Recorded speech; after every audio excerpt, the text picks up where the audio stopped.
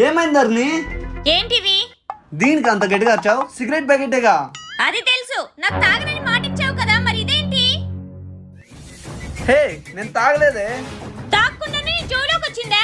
ఇవన్నీ fish rock చెప్పు, నాకు కాదు.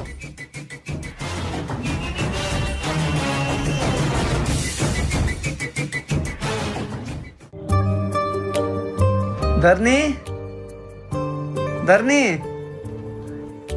హో ఇక్కడున్నావా? నీకోసం శారీ తెచ్చా. అక్కడ పెట్టు. దొంగ, ముక్కు మీద కోపం. హాయ్, ఎంత బాగుంది.